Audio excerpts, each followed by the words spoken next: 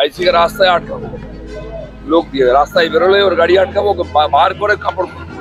দিলীপ ঘোষকে চেনে না এখনো, বাপের জন্মে দেখেনি তো, ওই যে চামচা বেলচা বালিচর গরু চোরগুলোর মতো নেতা ভেবেছি। ওকেই টার্গেট করবো আমরা, ওকে বলে দেবে রাস্তায় না বেরোয়। দিলীপ ঘোষ তোর প্যান্ট খুলে নেবে, চোর রাস্তা দাঁড় করিয়ে, আর পারলে আমার কাছে বিরুদ্ধে কমপ্লেন করবি। আর তারপরে আমি বলে দিচ্ছি আইসি কে, এই 1 মাস পরে তো ভাবছে দিলীপ ঘোষ চলে যাবে, দিলীপ ঘোষ 5 বছর থাকবে, রাস্তায় জুতো পেটা করবে ধরে, আর করেছে, ওকে বলে না। আমি ভদ্র আছি বলে ওরা হয়তো যা ইচ্ছা করে নেবে। ও মমতা ব্যানার্জি আসুক আর অভিষেকে আসুক, দিলীপ ঘোষ কিন্তু বর্ধমানে থাকবে, ওরা চলে যাবে। তোর কোন মা বাপ বাঁচায় সেটা আমি দেখি। আর এই আইসিকে আমি এখানে বলছি অন রেকর্ড, তোকে যদি প্যান্ট না খুলেছি পাবলিকের সামনে, তাহলে আমার ভর্তি দিব নয়। বর্ধমান থানার আইসিকে রাস্তায় দাঁড়িয়ে প্যান্ট খুলে নেওয়া এবং জুতো পেটা করার হুঁশিয়ারি দিলেন বর্ধমান শহরে প্রাতঃভ্রমণে বেরিয়ে বিজেপি প্রার্থী দিলীপ ঘোষ। বর্ধমান থানার আইসিকে প্রকাশ্যে হুঁশিয়ারি বিজেপি প্রার্থী দিলীপ ঘোষের। আইসি কত বড় চামচা হয়ে গেছে আমি ওকে দেখছি, কি করে সারা জীবন চাকরি করে।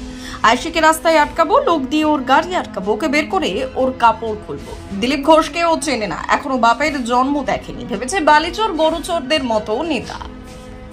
ওকেই টার্গেট করবো এবার, দলীয় কর্মীদের বললেন ওকে বলে দেবেন রাস্তায় যেন না বেরোয়, রাস্তায় দাঁড় করিয়ে আইসির প্যান্ট খুলে নেব বলে হুঁশিয়ারি দিয়েছেন দিলীপ ঘোষ। আইসি কে রাস্তায় আটকাবো, লোক দিয়ে রাস্তায় বেরোলে ওর গাড়ি আটকাবো, বার করে কাপড় খুলবো। দিলীপ ঘোষকে চেনে না এখনো, বাপের জন্মে দেখেনি তো, ওই যে চামচা বেলচা বালিচর গরু চোরগুলোর মতো নেতা ভেবেছি। ওকেই টার্গেট করবো আমরা, ওকে বলে দেবে রাস্তায় না বেরোয়। দিলীপ ঘোষ তোর প্যান্ট খুলে নেবে, চোর রাস্তা দাঁড় করিয়ে, আর পারলে আমার কাছে বিরুদ্ধে কমপ্লেন করবি ইলেকশন কমিশনে। আর তারপরে আমি বলে দিচ্ছি আইসি কে, এই 1 মাস পরে তো ভাবছে দিলীপ ঘোষ চলে যাবে, দিলীপ ঘোষ 5 বছর থাকবে, রাস্তায় জুতো পেটা করবে ধরে, আর করেছে, ওকে বলে না। আমি ভদ্র আছি বলে ওরা হয়তো যা ইচ্ছা করে নেবে। ও মমতা ব্যানার্জি আসুক আর অভিষেকে আসুক, দিলীপ ঘোষ কিন্তু বর্ধমানে থাকবে, ওরা চলে যাবে। তোর কোন মা বাপ বাঁচায় সেটা আমি দেখি। আর এই আইসিকে আমি এখানে বলছি অন রেকর্ড, তোকে যদি প্যান্ট না খুলেছি পাবলিকের সামনে, তাহলে আমার ভর্তি দিব নয়।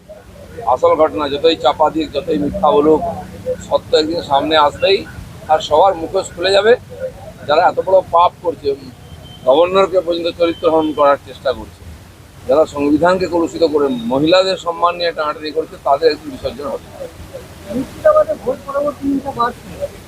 মুর্শিদাবাদে হিংসা করবো হয় না, মুর্শিদাবাদে কোনো আইন কানুন নেই, কোনো সরকার নেই, বাংলাদেশ হয়ে গেছে।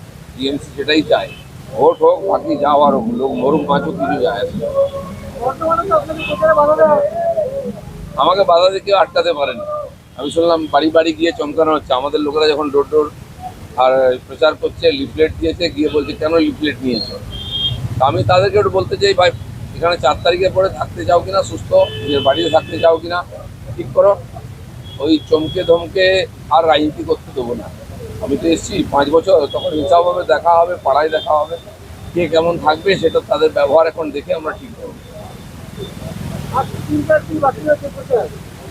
প্রচার আমাদের শেষের দিকে চলে এসছে, মানুষের বাড়ি বাড়িতে বিজেপি পৌঁছে গেছে, দিলীপ ঘোষ নিজের বাড়ির লোকের বাড়ির দরজায় পৌঁছে গেছে। টিএমসি কে তাদের কেন্দ্রীয় দেখা যাচ্ছে, কটা গুন্ডা মস্তান ঘুরছে, সাধারণ মানুষকে ভয় দেখাচ্ছে। এর বিরুদ্ধে ভোট দেবে মানুষ।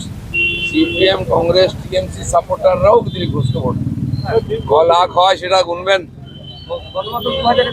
টিএমসি এখানে যত পোস্টার ঝান্ডা লাগিয়েছে, ততগুলো ভোটও পাবেন, এটা আমি বলে দিচ্ছি।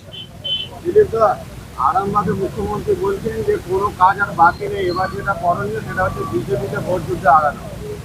হ্যাঁ, কোনো কাজ বাকি নেই, এবার উনি কাশি চলে যান, বাকি সব হয়ে গেছে। ওখানে এত পাপ করেছেন, এত মিথ্যা কথা বলছেন, কাশি গিয়ে কিছুদিন ওখানে তপস্যা করুন, গঙ্গা স্নান করুন, নিজের পরকালটা দেখুন। বাংলার লোককে আমাদের হাতে ছেড়ে দিন, আমরা দেখলাম বিডিও অফিসে কর্মচারীরা গিয়ে আমরা ঝান্ডা বাঁধলে, ফেস্টুন বাঁধলে ফটাফট করে নিয়ে চলে যাবে। অথচ টিএমসি দেখুন পোস্টে পোস্টে সরকারি জায়গায় ঘুরছে। এখানে ডিএম অফিস থেকে আমাদের প্রোগ্রাম রোজ ক্যান্সেল করা হবে। এসপি অফিস ঘেরাও করবো, আমি ডিএম অফিসও ঘেরাও করবো, আর কিছু ইচ্ছাকৃতভাবে করা হচ্ছে, বারবার এটা করা হচ্ছে।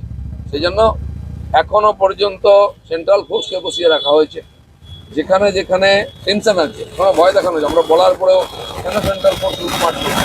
ব্যুরো রিপোর্ট, উত্তরের প্রহরী।